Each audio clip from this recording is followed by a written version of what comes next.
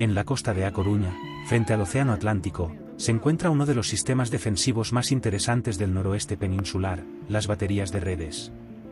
Este conjunto militar, hoy en desuso, formó parte de la estrategia de defensa costera española durante el siglo XX, especialmente en el contexto de las tensiones internacionales previas y posteriores a la Segunda Guerra Mundial.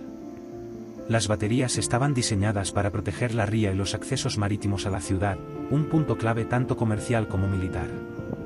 Equipadas con artillería de gran calibre, su función principal era disuadir o repeler posibles ataques navales.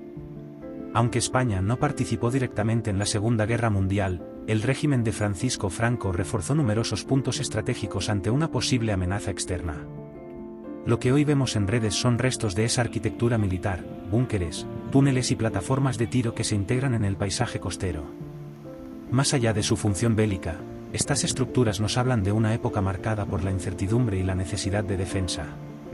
Actualmente, las baterías de Redes se han convertido en un espacio de interés histórico y paisajístico. Visitar este lugar es, en cierto modo, viajar al pasado y entender cómo la geografía y la historia se entrelazan en la protección de un territorio. Un rincón donde el silencio del presente contrasta con la tensión de su pasado.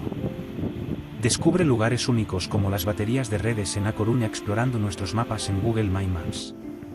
Accede, planifica tu ruta y encuentra rincones con historia que merecen ser visitados.